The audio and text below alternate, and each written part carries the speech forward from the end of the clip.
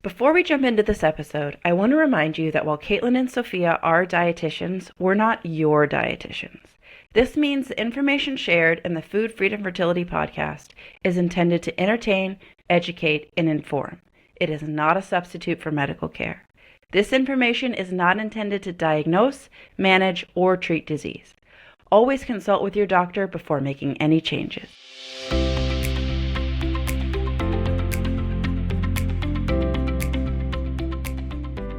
Welcome to another episode of Food, Freedom, and Fertility. You have today Sophia Pavia and Caitlin Johnson. If you are tuning in on YouTube, which I highly recommend, you can hang out with us and see our faces, the inflection, the silliness that goes on, the gesturing. Well, if you're hanging out there, you move over there, you're going to see that Sophia is hanging out with us on her bed today.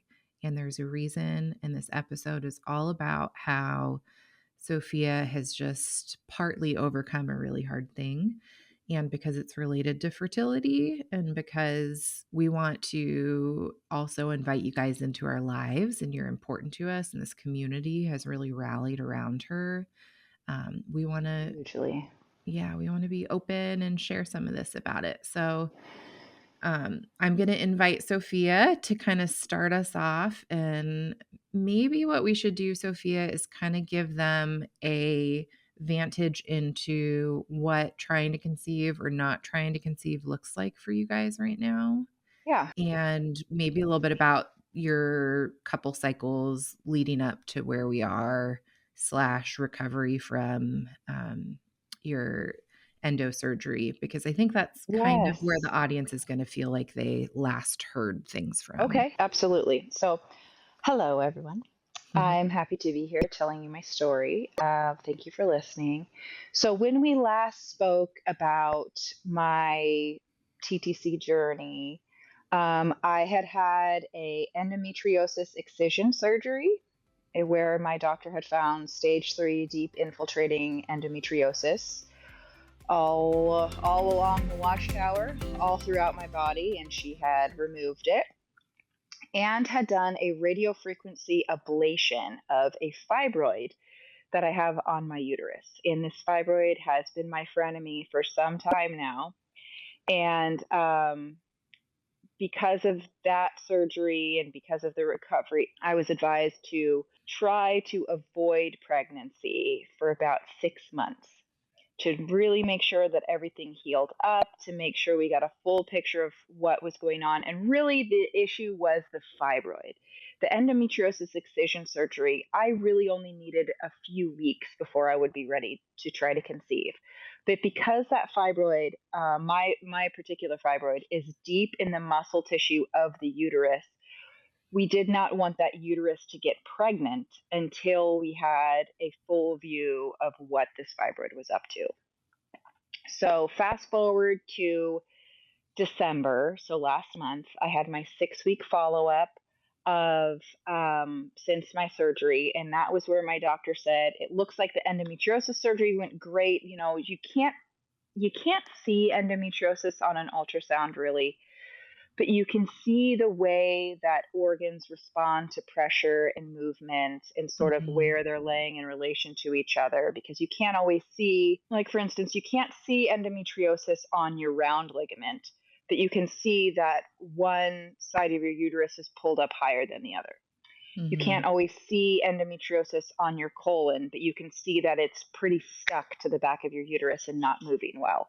And so you maybe don't see the endometriosis itself because it's very small, but you see evidence of it in the way that your organs move. And so comparing the imagery that I had when at diagnosis to post-surgical, the endometriosis excision surgery was deemed a great success. It looked like everything was moving really well. There weren't adhesions, like everything seemed to be where it needed to be and looking good. However, she said, we're going to have to call the fibroid ablation a failure because my fibroid was actually bigger after the ablation than it was before. We were hoping that since she zapped the blood supply to the fibroid, that it would just sort of wither and die. Alas, she's dramatic and she's stubborn. And she said, "You think you can do that with me?" And gave me two middle fingers and got bigger. Mhm. Well, I'm gonna pause you there Yeah, go ahead. because at first I thought you were talking about the OB, but you weren't, the surgeon. The fibroid is dramatic. Yeah, but then The fibroid also is the drama queen. there's a little mm, she's in you. She's a part of you. Yeah. Hey, Food Freedom and Fertility family, it's Sophia introducing Fertility Cloud. High treatment costs can be daunting, but here's some good news. 80% of Fertility Cloud patients have gotten pregnant for under $2,000 after just 5 months of treatment. Starting your family doesn't need to come with a huge price tag. Fertility Cloud virtual consultations mean you can talk to them from the comfort of your couch. They create personalized plans for men and women, whether it's ovarian stimulation with Clomid or Letrozole, Ovidrel trigger shots, guidance on male fertility, or even weight management support with medication. As a special for Food Freedom and Fertility listeners, get $50 off your initial medical doctor consultation. With meds delivered in just a day or two, unlimited support for your questions, and free follow ups when needed, they're here to make your path to parenthood smoother and more affordable. Ready to start? Visit myfertilitycloud.com and enter Food Freedom, one word, at checkout. I think that probably all of my anger and rage and Just goes disappointment, I just bottle it the all up body into holds this the fibroid. score. And it holds it right here. You're right in So, that fibroid. Hey, right in that fibroid. one other thing, you said Yeah. 6-week follow-up. You meant 6-month follow-up, 6 right? months. Yes, I'm Yeah. sorry. No, that's Yeah, okay. and listeners, okay, we'll give you a little peek here. I am medicated right now. I haven't had the nerve medication since it's been about 12 hours since I've been on that. It's called gabapentin. It's like a nerve medicine. Um, but it's still in my system and I'm still Mhm. a little not as clear headed as I would like to be.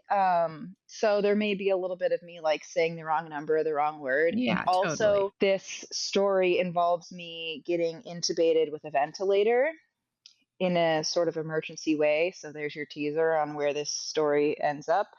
And they rammed it home. Let me tell you. So I have got like a hacking cough, and my voice is sort of hoarse, and my lips are split, and I've got a gash on the roof of my mouth, and I'm sort of beat to hell inside my mouth. So I will be coughing, and let me tell you, it's a lot of fun to cough with a belly full of holes. Yeah, So that's I'm sort of where sure. we're going with this. But you may notice some coughing and sort of a hoarse voice going on.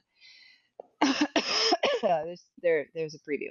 Okay, You so you sound super with it. The listener, I want you to hear that where we would expect you to be 6 weeks post-op, which you had an appointment about that time, right?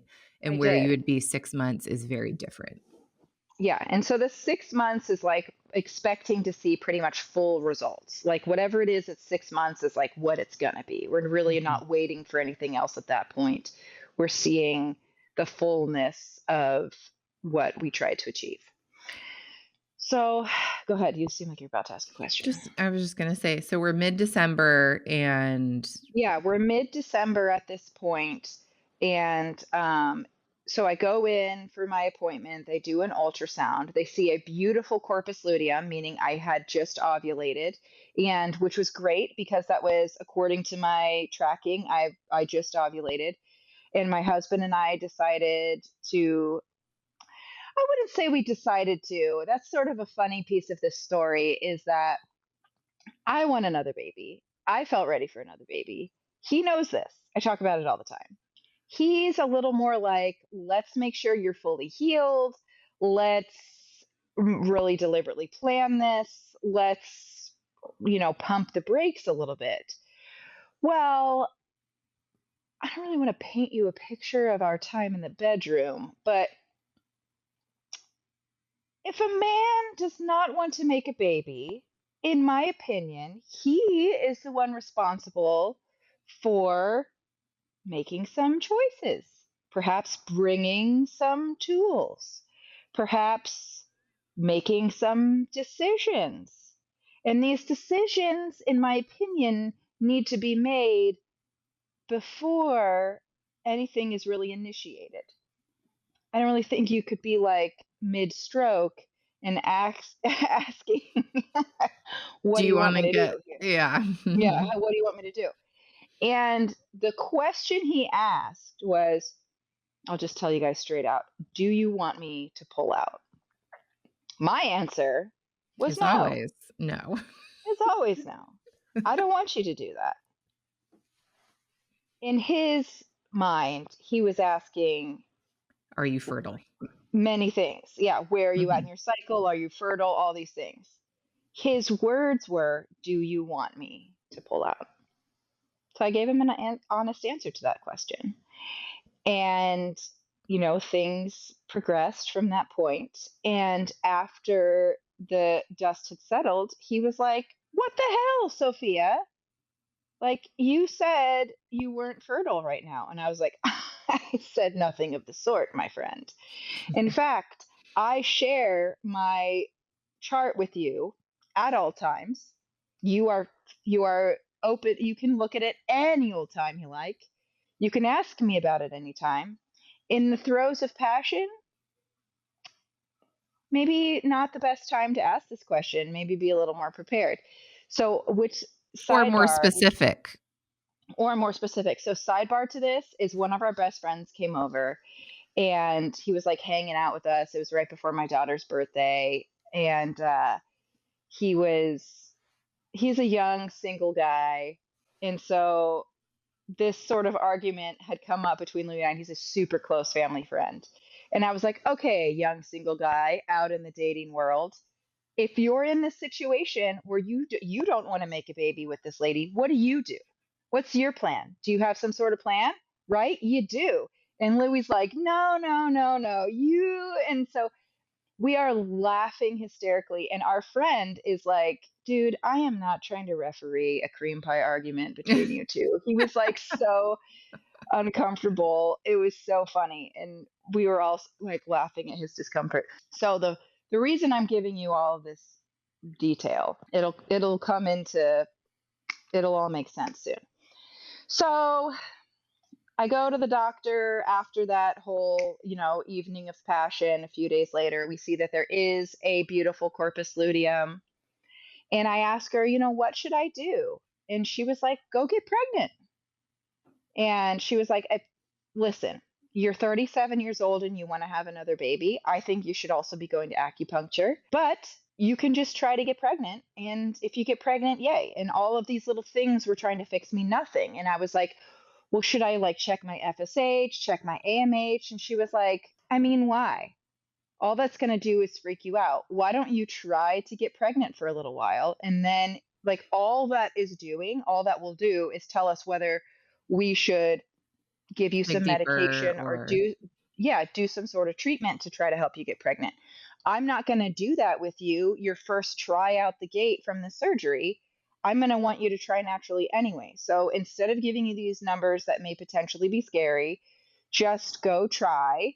And if it doesn't work, then we'll talk about our options. So I was like, all right, sweet. So I was thinking, I told her, I was like, okay, we already sort of did try this cycle because it was like near ovulation when we had that sort of, I guess, miscommunication in the bedroom. And so time progresses, life goes on. It now is like Christmas time, and my period was due on Christmas Day.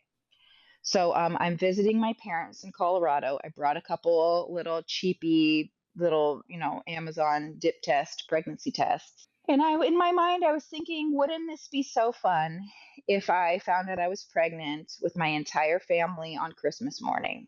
And then I could just tell them all I'm pregnant. Yay. And so Christmas Eve, I took a test and it was negative. And I was like, oh man, well, whatever. So then we're going about our day. I'm at my friend's house, go potty, wipe, blood, starting my period. Makes sense. Starting a little, like a day earlier than I thought I would, which is fine. So I was a little bit bummed. I would say I was like 1 out of 5 stars bummed, like really not in a bad mood or anything because of it, just sort of feeling, ah, that would have been nice. But come on, it's our first time trying after surgery. I'm 37 years old. Are you really going to, be devastated that this didn't work the first time you sort of kind of didn't prevent? Get over yourself. Mm-hmm. So I was like, whatever, it's fine. So the next day, Christmas morning, I decide, let's just take another test just for the heck of it. Super negative. Not a hint of a positive. Meanwhile, full period happening at this point. So, all right, I have my period. It lasts about 5 days. I'm using a medication called transexamic acid because the fibroid was causing so much blood loss. My doctor had me taking transexamic acid, which sort of changes the way your blood clots to prevent excessive blood loss in my cycle. So it was not a super heavy period. It was what I hear women reporting as what they would consider a regular period, like using a regular period pad, changing it every like 2 to 3 hours. Like not having like giant clumps fall into the toilet and all these kinds of things. It just seemed like I was like, oh, this is what everyone else must be experiencing. Okay. But it was a full period. I'm not talking about like I wiped and saw a little pink or in my panties there was a streak of brown. I'm talking about like Mm-hmm. multiple saturated pads of blood. So a real period. And so life goes on, have my period ends. 10 days later or so, I'm entering my ovulation time. So about 10 days after my period ends, I ovulate. But I notice, I'm not seeing a ton of fertile mucus, which sometimes I just don't. Sometimes my hydration isn't where I'm seeing some fertile mucus, but not like this, somebody broke an egg open onto my toilet paper kind of thing, which is like what I usually have, like lots of fertile mucus.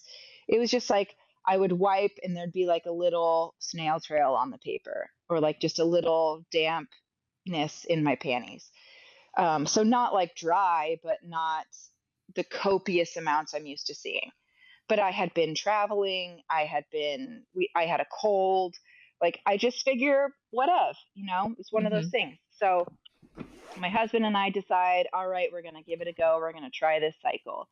So we get together multiple times during my fertile window, and life is good. Life's moving on forward. And this all is fine until this past Tuesday. So 1 week from today, when we're recording this, where I woke up in the morning and my whole belly felt like just really sore and tender inside, almost like when you're really gassy and bloated. That's sort of how I felt. And I thought, this is weird. But if you've been listening to our episodes, we haven't released this episode yet, but you will hear episodes where we talk about fertility health and your teeth. And I had been doing a round of antibiotics for my teeth. And I was doing 2 days in a row of getting like a really deep cleaning for bacterial overgrowth that can impact your fertility. So I'm on antibiotics, and anyone who's taken antibiotics, they can make you gassy, they can give you the runs, they can just generally make your tummy feel icky. And so I figured that's what's going on. So it's Tuesday, normal day, get up, do my normal routine, go to the gym, do my thing. And then I go back to the dentist that morning, and I'm sitting there in the dental office, and this general belly pain starts really focusing on my right side. And it's just getting really intense. And it feels like a very sharp, targeted period cramp. I'd had some like weird belly muscle cramps that day. I'd almost felt like my beehole was like having a cramp at one point, and then sort of felt like a muscle twitch almost in like my perineum. And so I was like, I don't know, something in my muscles down here, my pelvic floor is having a spaz, is what I was thinking. Like I'm Mm-hmm. having like a pelvic floor Charlie horse, is what I was thinking Mm-hmm. at this point. And it's not going away, and it's really intensifying. And so I'm thinking, what the hell? I'm in the waiting room at this dentist. So I say to my husband, I'm going to get up and go to the bathroom. Because I figure if I didn't really feel the urge to pee, But I thought if I peed, I'd be like You relax relaxing my your pelvic pelvic floor. floor. Mhm. Sort of like, you get a Charlie horse in like your calf. You like get up Right. and walk and stretch and Mhm. it goes away. I thought if Mhm. I just get some movement in this area, it would relax and feel better. And I was right. I peed in the intense level of pain, relaxed a bit. It still wasn't feeling good, but it wasn't like So strong. really bad. Mhm. So I pee, I wipe, and there's blood on the toilet paper. And I think, am I having a kidney stone? Did I just pee blood?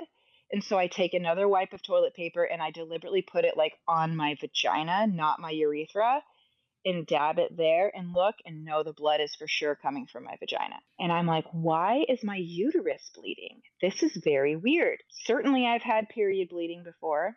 I've even had some ovulation spotting before in the past. Hello, endometriosis. This is, part of life. Never have I ever randomly had bleeding 3, 4 days after ovulation. And so I come out of the bathroom, I go up to my husband, I whisper in his ear, I'm bleeding. And he's like, weird. What do you think it is? And I was like, I have no idea. And he says, it's probably this teeth cleaning and the antibiotics you're on. Where I was like, I know that ain't right. But the reason I'm doing this deep cleaning tooth thing in the first place is because I'd done some saliva testing that showed I had an overgrowth of a bacteria that can be harmful to fertility. So I can see why he's thinking that perhaps there's like a blob of bacteria somewhere in my body that's like dying and making me bleed. I was like, no, but here I am at this dentist. It's now my turn to go get this cleaning. I'm just going to go do it. And so I just go do the thing. And on the way home, he is like, when you get home, just get in bed, just chill. I'll take care of everything today. Do you have anything lined up that you have to do? And I was like, well, yeah, I've got some clients this evening, but hopefully I'm feeling good by then. And, I'm like seeing a virtual client, like just sit in a chair. I don't really need to, drive across town or do anything too wild for that. So I see a client, and in the meantime, I'm like, what is this? This is such a puzzle, and my belly still feels so big and bloated. Hadn't you worked out that morning? Didn't you go, like, lift 300 pounds or something crazy? That was the next day. Oh, okay. Hey, can I ask you a clarifying question? Yeah. So, if we go back to a week ago, like the 7th, you you feel like you ovulated by that point or no? Yeah. You hmm think you did? Okay. I thought I had. I thought I had. But Okay. again, I wasn't tracking my temperature, y'all. I put my temp drop somewhere. I still don't know where the hell I put it. It's somewhere in my house and I have not tried to find it. And so I'll tell you full disclosure, I was not tracking my basal body temperature. I was just going off mucus at this point. I sent a message to Dr. Gary, friend of the pod, OBGYN, reproductive endocrinologist expertise guy. So I sent him a quick email where I tell him what's up, and I'm like, "What do you think this is? I hope I'm not, overstepping a boundary by asking you, but what do you think this is?" And he replied, he was like, "Frankly, I'm not sure, but 4 days post ovulation, it could be that your corpus luteum started bleeding because it's a vascular organ. I guess sometimes it can start bleeding." And, Mhm. he's not sitting in the room with me to ask me what volume of blood, how long has it been going on, like, describe the pain. Like, I'm sure if I was in the office with Were him, you he would trying have to had, conceive the week this cycle or last cycle? He didn't have all those he details. had none of those details. And so, anyway, I see my client, and then I'm like sitting in a chair, putting my baby down for bed, and I'm just like, man, I am just not feeling good. Like, my belly's just feeling bad. And so I text Caitlin and I was like, have you ever had anyone have something like this before? I tell her this whole story I just told you. And she was like, well, Caitlin, why don't you take it from there? Tell me what it was like when you received that message from me and what you were thinking. So, I was laying in bed. So, it was like I wanna say it was like maybe 7:45 to 8:30 your time. I can't remember the exact time. Yeah, which But is for like 10 me, hours. that's 2 hours later, yeah. So, that's like I'm in bed turning my brain off. But Sophia has ring through abilities on my phone. So I see her, like I see something it light up. And so I open it up and she's asking these questions and I'm like, this is odd. Tell me more. So I'm asking about her cycle and when did you ovulate last time? And when was your period? And she's telling me like it was Christmas. And I'm like, well, did you test if you were pregnant? And you're like, yeah, I tested right before and I was negative and all these things. And for me, the most concerning thing wasn't even necessarily the bleeding. It was the pain and the discomfort. Hmm.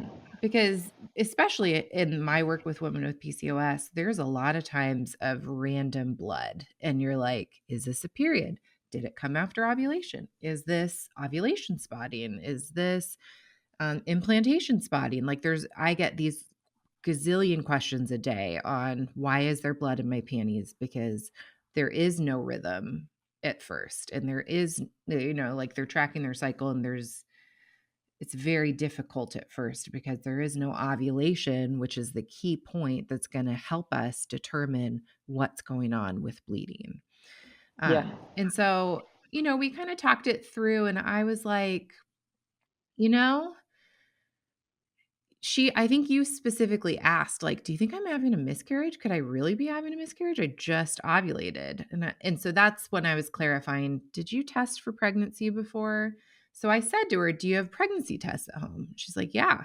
And I was like, "Well, Like, yeah, but I am truly 4 days post ovulation. Like, it is not possible for a to be human baby pregnant." to implant. Like, Mhm. this is just not, just like we can't breathe underwater, we can't do it. Yeah, like 2 and 2 has to add up to 4, right? And like Hmm.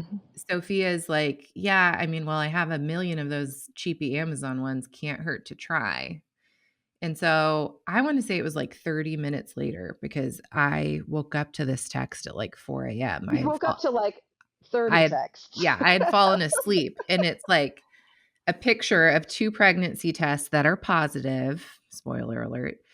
And then it's like, oh my God. Oh my God. Am I having a miscarriage? I'm pregnant? What?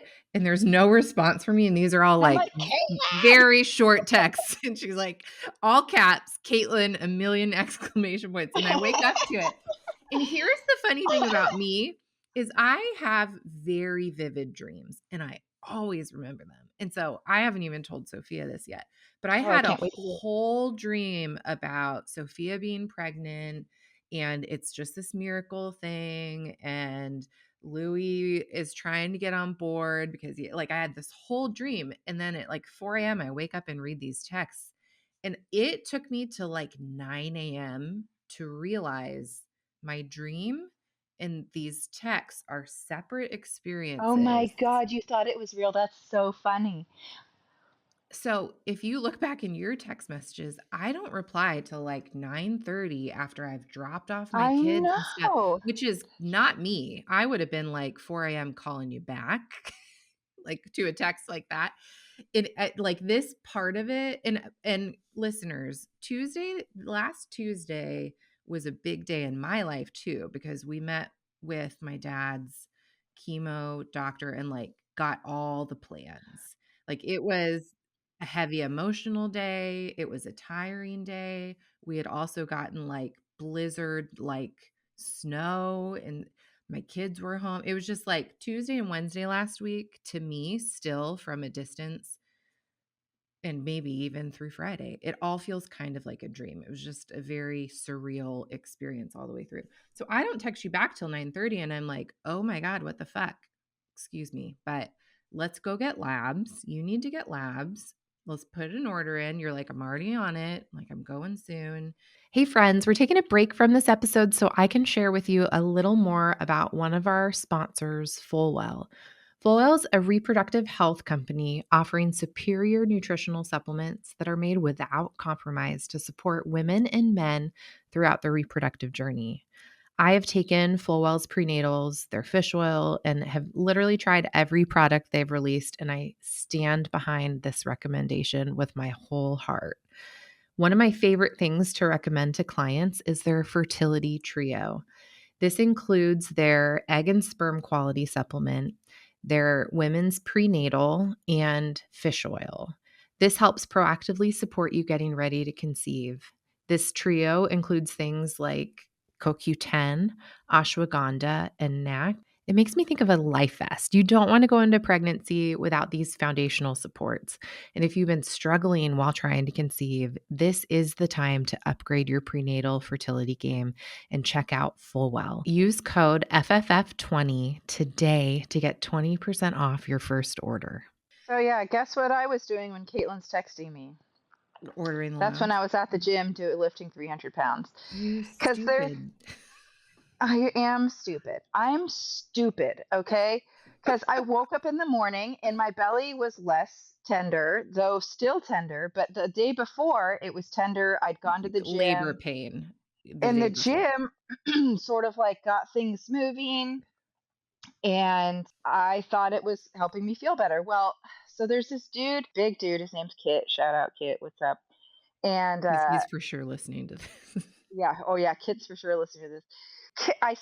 There's like a group of gals that I lift with, and it's going to sound like a humble brag. Often they don't lift as much as I want to be lifting. And there are certain lifts that I can lift a similar amount as a man would lift sometimes. But it's more like their, mid set is my like max set. So then I like lift that, and that's like as heavy as I go for the day. And then they put a little more weight on and they continue to, go on from there. Whereas like if I keep lifting with the girls, I have to keep like loading on weight for my sets and then taking it off and then putting it on and taking it off, and it's a real pain in the butt It's way logistically. better So to I make just him do that.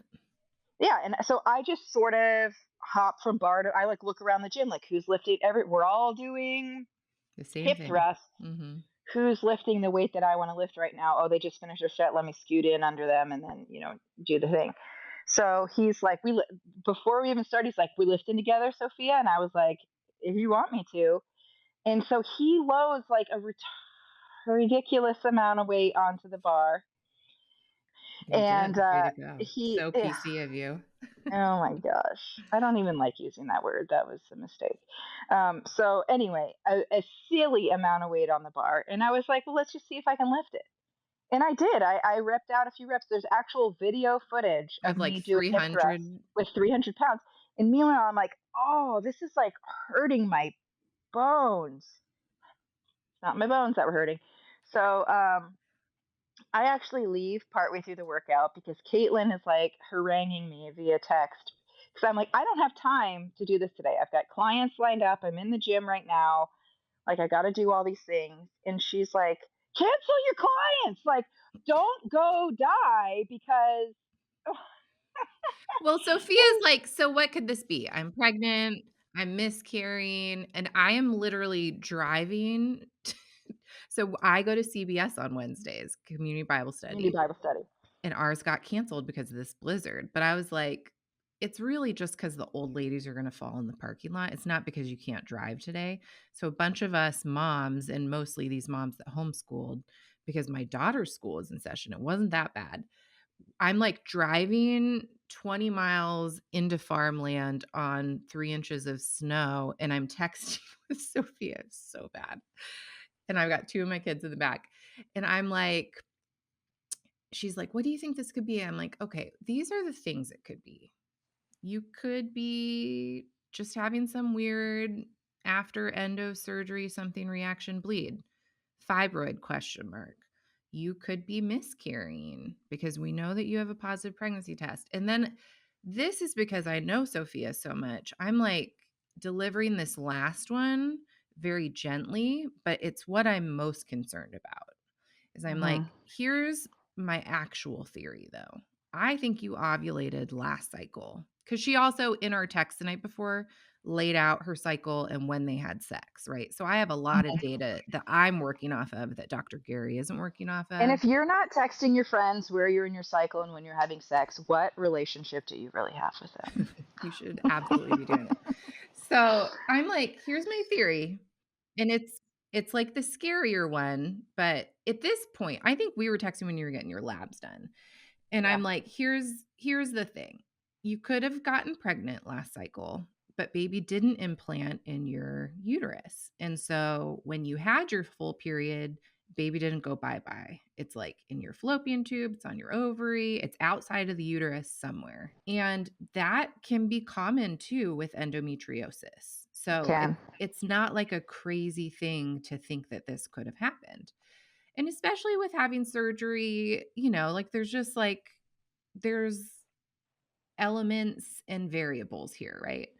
So now baby's big enough to be impacting, or like the gestational sac or something has progressed enough from getting pregnant like December 15th-ish to be causing a problem. Because you're not pregnant from when you had sex this cycle, right? Like, so let's 4 days ago. Yeah. Let's rule that out.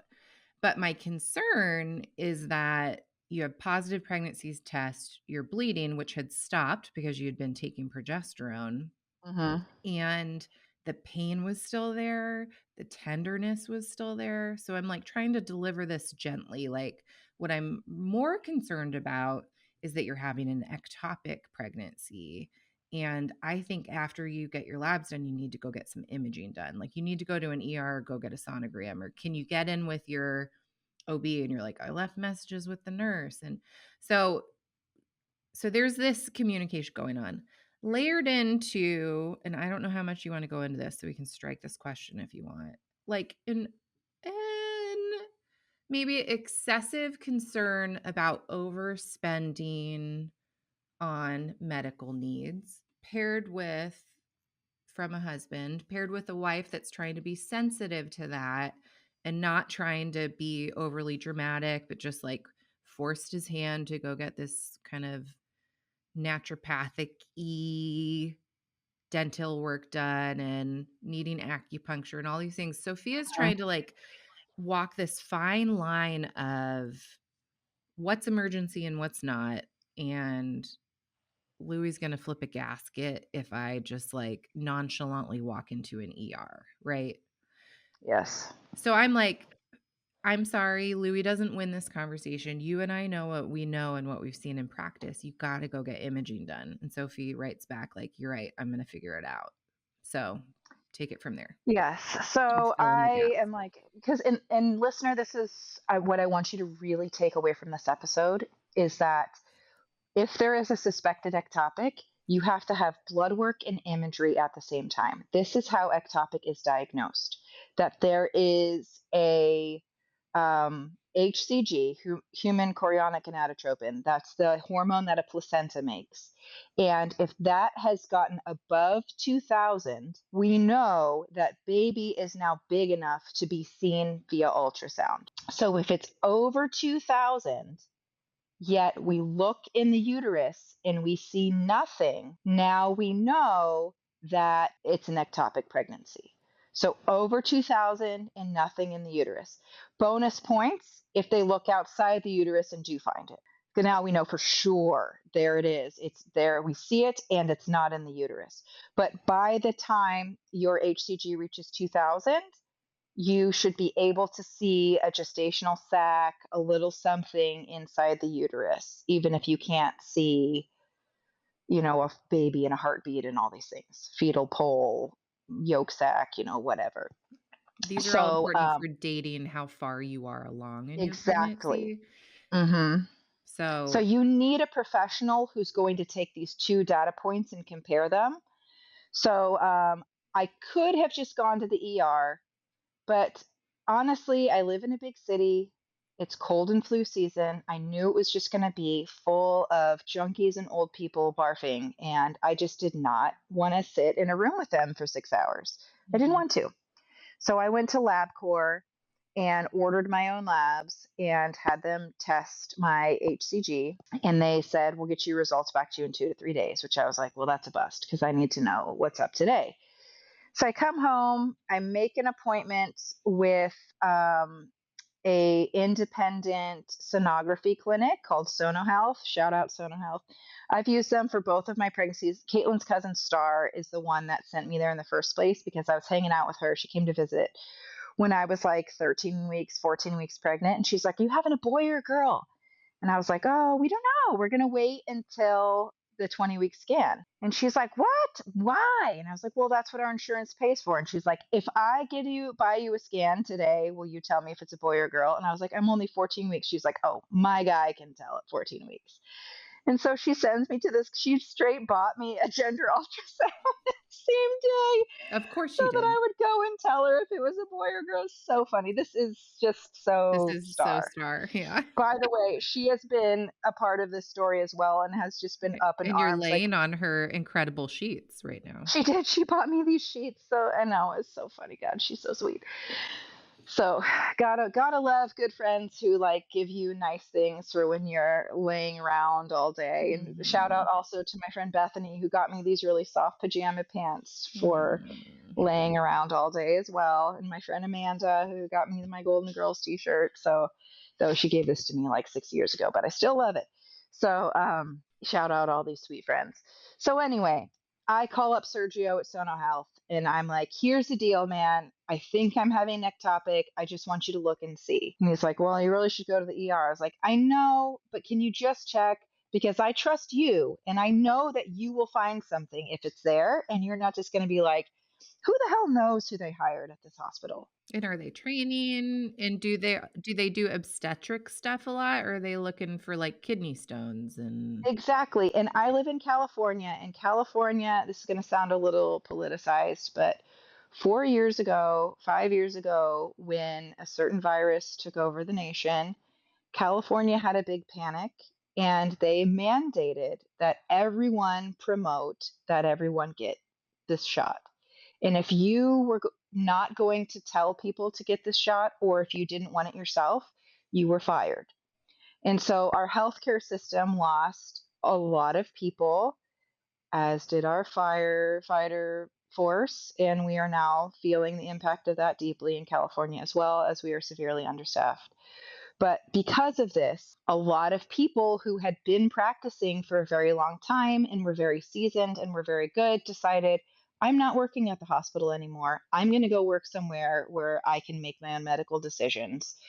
And so some people working at the hospital maybe aren't as seasoned or whatever. So I just know this about California, right or wrong, good or bad. I'm not saying any statement about this. I'm just saying objectively what it there's is? just objectively what it is. So I was like, I don't know that I really want some like person who the heck knows their background to make this life and death decision for me. I'm going to go to the guy that I've seen tried and true many times. So I make an appointment with him while I'm calling one of my clients. I have an appointment with my client, and then I actually have to cancel my second client during the day because that's going to be the same time I go have this appointment. So I tell my husband, okay, I need to go get a ultrasound done. And he sort of is like, what does it cost? And I was like, it's $240, but if I get my doctor's office to send an order to them, then our insurance will cover it at least partially. And he's like, do you really need to do this? Like, is this something we really need to do? And I was like, probably not, but there's a chance, yes. Most likely, I'm pregnant and it's a wonderful miracle, and God is just working in a mysterious way, knitting this baby together in secret. And all these things I think I know about tracking my body and everything, God is just playing a trump card to do this for me. Alas, that sounds maybe not quite like God, because I can think of a time when he did get someone pregnant mysteriously, and he not only told her about it, but got her full enthusiastic consent. and and of several other times too, where with like Elizabeth and Hannah and all these Sarah, like all these times he was like, I'm gonna make you pregnant, and they were like, be it unto me. I didn't have that conversation with God, and maybe I didn't need to because I was already saying, please bring me a baby in my prayers every night. And I also had some more religious members of my family being like, stop tracking, stop trying to know everything, just let this be a blessing from God, and stop all your nonsense. Your witchcraft. And I was like, yeah, you're witch. No, they just I think know, I'm it's teasing. me trying to be in control of everything, which they're not wrong. And so I was like, maybe this is serious. And so No. that's what I told my husband. I was like, there's a chance this is something really serious that I could die from. I would rather make sure that's not it, and and then go on celebrating happy pregnancy. And so he was like, okay, let's go. And so we go to this place. On my way into the clinic, my doctor's office calls me back. And it's their on call doc, who's some dude I've never talked to before. And I told him what's going on. And he was like, this sounds like it could be ectopic. I appreciate that you went and got your blood drawn here and you're about to go get a sonogram there. But you really need a doctor who's going to put these two things together for you and give you a diagnosis or not. So I really encourage you to go to an emergency room. And I was like, I hear you. I understand your license kind of makes you have to say that to me. My appointment's in 3 minutes with this guy that I really trust. I'm standing outside his door. I'm just going to go do this. And he was like, okay, sounds like that's fine. My recommendation is that you go to an ER. And I was like, okay, loud and clear, doc. Thank you. And so I go into this appointment. We go into the ultrasound place. He looks around in my belly. Uterus is empty. No baby inside the uterus, which I ovulated 4 or 5 days ago at this point. So, not a shock that there wouldn't be a baby in that uterus. Doesn't surprise me. So he's like, since I'm in here, let's look at your ovary. Left ovary, looking good, unremarkable. Right ovary, right, oh my God. So he's very diplomatic and peacefully like, okay, there is a gestational sac on this ovary / in this tube. When was your period before this one? He's like, yeah, it's measuring around 5.5 weeks, which is like right when your last period would have been. So this would have been from the egg the cycle before, which is why. Yeah, and the cream pie argument that we had, it turns out that did make a baby, but that baby got lost, went to wandering, and implanted in the wrong place. So we're all sort of sitting there looking at each other, and he's like, I am seeing some fluid accumulating. See this like spider web looking thing here? That means that it's hemorrhaging. This is a hemorrhagic cyst, so it is bleeding. And he's like, you need to go to the emergency room. And then we're like, okay, which one should we go to? And he's like, man, I don't know. Like, where do you want to go? So we decide we're going to go to Scripps Mary Birch because that's the name of like the big women's hospital here. We say thank you to this guy, walk out of his office, call up my nanny and say, hey, can you stay a bit longer with my girls today? I actually have to go to the ER. Turns out I'm pregnant. Turns out, and we had seen at this point that there was no baby, that it was just an empty sac, which is very often the case with ectopic pregnancy because the baby implants in a place that cannot sustain life. And so it can't grow, it can't be healthy, it can't live. And so, pretty quickly, I mean, babies demand a lot of nutrients really, really quickly. And if they can't get it at that crucial stage of development, they just simply can't survive. And that's really the saddest part of this is that this prayed for, longed for baby died upon implantation, just about, very quickly thereafter. But that doesn't mean that the hormones in the placenta and the gestational sac have gotten the message. Sophia here, interrupting this episode to talk about fond bone broth, tallow, and lard. So fond bone broth has long since been a staple in my home kitchen. I use this all the time. You will always find it in my kitchen. And do you know what? I even make my own bone broth. That's how much I love fond is I pay money for something that I also regularly make for myself. It is beyond delicious. The flavors that they have in these broths, it's so deep and complex. It's not like a can of Swanson's. It's not just like the chicken and stars type flavor, though that can be delicious at times. This is such a complexity of flavor. It's almost like a beverage, and I'm not exaggerating. Plus, you can use it in cooking, everything from vegetables, starches, grains. Very, very easy way to get more collagen, protein, and minerals into your life by simply cooking with broth. It is truly delicious, and it will take any dish you use to cook with it, from just a normal dish on the table to truly gourmet. So head on over to fondbonebroth.com and use code FFF10 for 10% off your first time order. Bye. They didn't realize the lights are on, but nobody's home. That's really what was going on. Is this baby had passed, but the baby's house was a rockin', so don't come and knockin'. And that's really what was going on. So I had to call my nanny and say, guess what? I done got knocked up, but the baby is gone, and my life is now in danger. It's so surreal looking back. And she's like, oh my God, yeah, I got nothing going on today. I can stay as long as you need. Please take care of yourself. So thankfully, we had her able to do that. So we go to the emergency room near this women's hospital, and it is hell on earth. People are screaming at each other in the parking lot in front of it.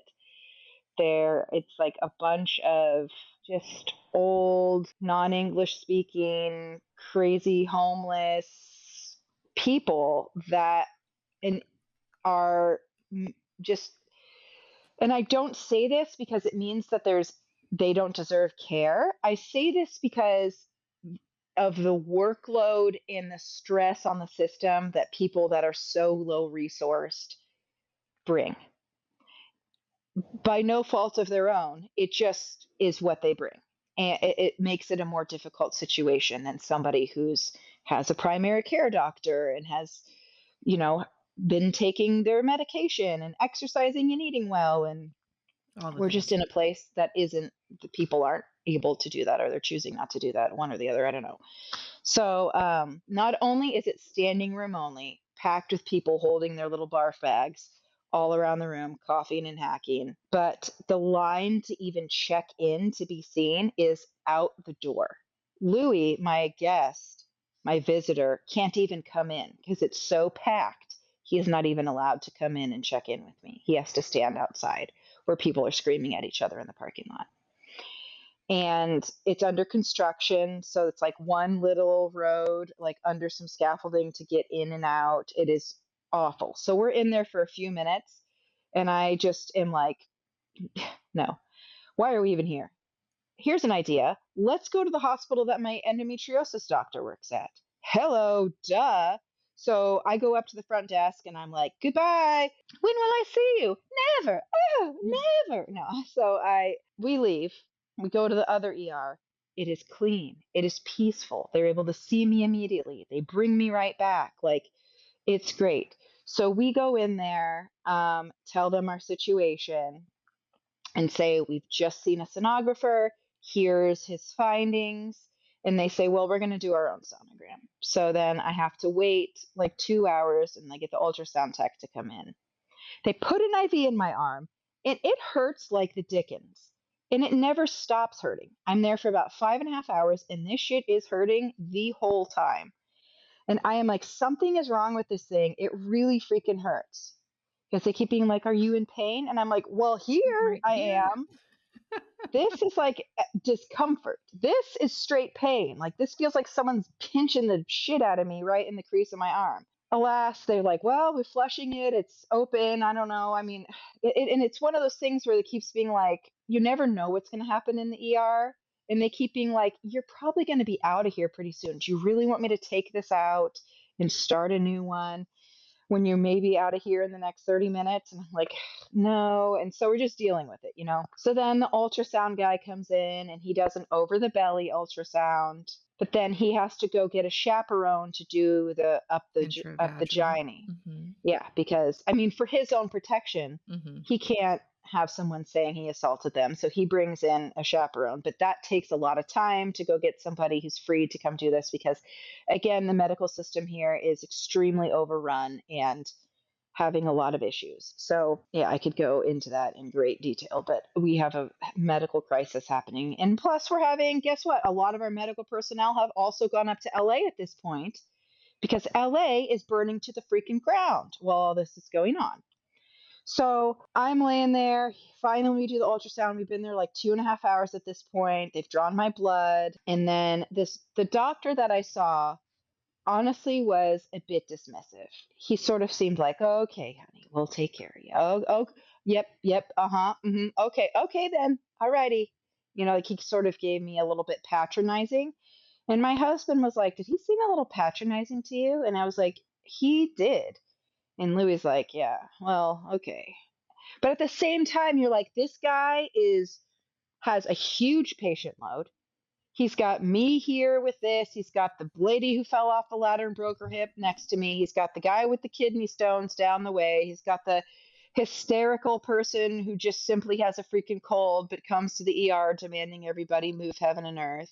He's got 6 different people. None of them speak English. He's trying to, he's doing a lot. And so Yes. for him to not want to sit there and listen to my whole story, who could blame him that he's trying to just turn and burn, Are you dying? No, get out. Are you dying? No, get out. That's what he's trying to kind of do. After the blood work results come back, um, and after the ultrasound, he says we see we called it an ovarian process. He didn't want to call it a baby, and I told everyone, I'm like, you can call it a baby. Like, this is my baby. I don't know what you care about when life begins or ends or whatever the fuck. To me, this is my baby. You can call it that. Let's humanize this baby. And it's a baby who passed away. The baby was gone by this point. And so the doctor informed me, because your labs show that my HCG was around 3,200 and my uterus was empty, but there was this ovarian process, he called it, because I was under 4,500 for my HCG. I was a candidate for a drug called methotrexate, which is a drug very familiar to us dietitians because it interrupts your body's ability to use folate. So anytime cells are growing and dividing, they are using folate to do that. This drug blocks that from happening. So you get a double injection, 1 shot in each butt cheek of this thick peanut butter like oil called methotrexate into your butt cheeks. And you go on an extremely low folate diet for 2 weeks. And because this was on my ovary and my ovary was very, very swollen, they told me you need to be resting in bed. You can't be getting up and moving around and bending and twisting because we don't want this ovary to turn on itself and cut off its own blood supply. And so they're like, I'm very sorry. The baby's already passed. This is what we can do for you. However, you're not having any internal bleeding. And I said, well, can you, but the other guy said that I was.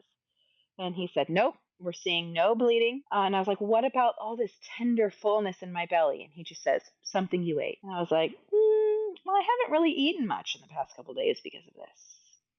But Also, you did have fuck the you. antibiotics, and there's But there's like enough of those things there where is, you were yeah, questioning a little bit maybe, but it didn't yes. really add up. It didn't really add up. But then also, he said, but look, this is not a situation where I'm just giving you a shot and sending you on your merry way. Far from it. You need to be closely monitored, Sophia. So I've talked to your doctor and she's tracking. I've talked to the doctor that runs her clinic. He's tracking. They want you coming in on Friday because it's Wednesday night at this point. You come in on Friday, you get your blood drawn again, and we take another look at that ovary. If your numbers are dropping and your ovary looks smaller, it means the medicine is working. If that's not happening, unfortunately, we will have to do surgery. And he said, you got about like 80-20 that this is going to work. So odds are good, but not great. And I really need you to follow up on this because this is very serious. And so he let us know, look, this is a judgment call. This is the call that I'm making. I could very well be wrong. You have to follow up on this. That was like really what he sent us away with. So at this point, you're getting discharged, and what happens next? Yeah, so at this point, I'm getting discharged, told I need to be on a really low folate diet, which, for those of you who don't know, folate is basically in legumes, leafy greens, brightly colored fruits and vegetables, basically all the things that we tell you to eat every day. Mhm. So I'm supposed to eat none of these. I'm supposed to eat white bread, white rice, meat, no organ meat, cheese, and dairy. And these are the things that are low folate. So I'm like, great, I'm never going to poop again. So I come home. I have no appetite anyway because my belly feels so swollen, and I'm supposed to just rest. So I tell Caitlin this whole story. I'm going to be resting for the next 2 weeks because of this drug. Sadly, I have to wean my daughter. You cannot nurse a baby with this drug in your system. And that's really the saddest part of this is to have my 2-year-old going, nurse, nurse, nurse, mommy, please. And I have to say, no, honey, I can't nurse you. Here's a stupid plastic pacifier that's Mhm. just Not poor the imitation. same. Not at Mhm. all. And you can suck on the pacifier and I'll hold you and I'll rock you and I love you, but I can't nurse you anymore. Mm. That was really the saddest part. So I come home, day, I just lay in bed. Caitlin sets up a meal train for me.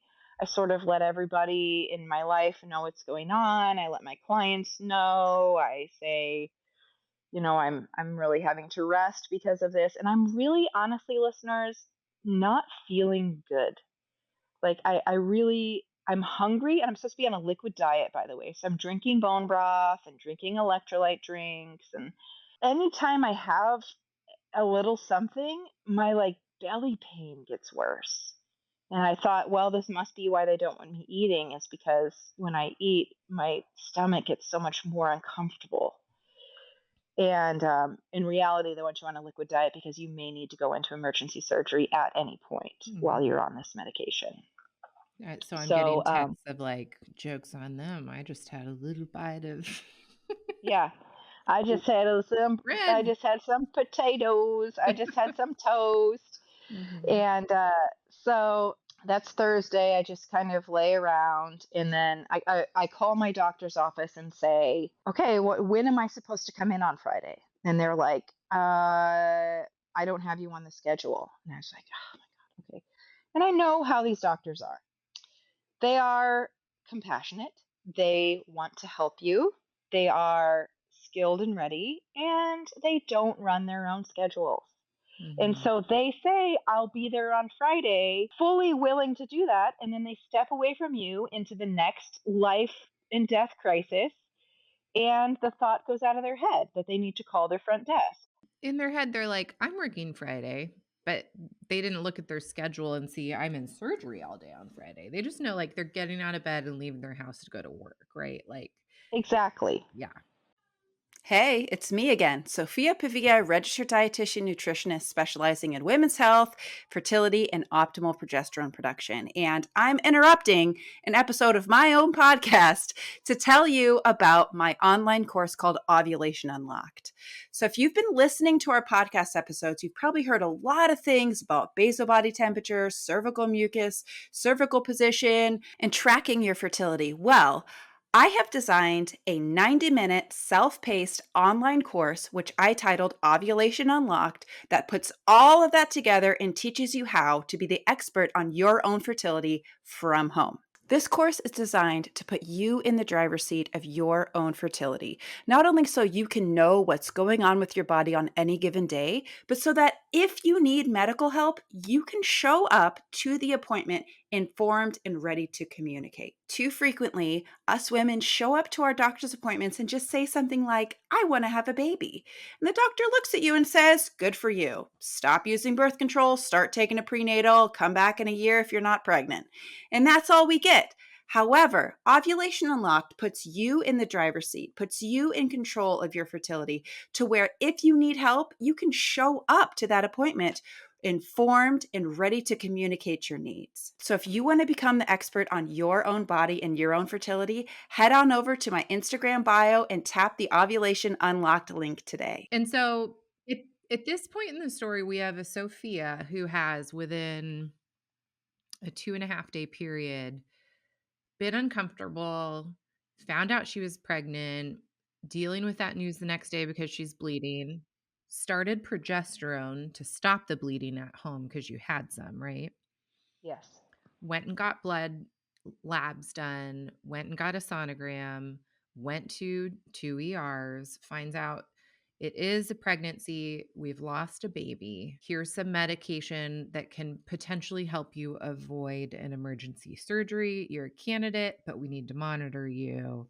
And you're kind of sent along in your merry way. And this is unfortunately where we're going to leave you, listeners, because Yes. there's a You've part already been 2 to listening this for an story. hour. Yeah. So we're going to be respectful of your time, and we're going to kind of button up this episode, but hang with us because part 2 is It's about to really be a wild ride. This is the where the climax drama is really coming. kicks it up. My body was like, but wait, there's more. And so this is where we'll give you more in the next episode. Okay, so let's button this up with a couple yeah girls. How are we Okay, feeling yeah, about girl. that? I'm alive. I was going to say, this one can be really simple. Really when simple. Sophia I'm texted here me and I'm alive. earlier, and she was like, I pooped. I ate breakfast and I pooped. It's a great day. And I was like, yeah, And I washed my hair. girl. Yeah, girl. I know these things mean a lot when you're on a lot of different medications and you've had your belly pumped full of surgical gases and you've been poked and prodded and turned inside out. That's pretty much what happened to me. So there's some foreshadowing, listener, on what the next episode's going to be. So if you don't want to hear about that kind of thing, don't tune in. But if you want to hear how this story ends, then listen to the next episode. See you there.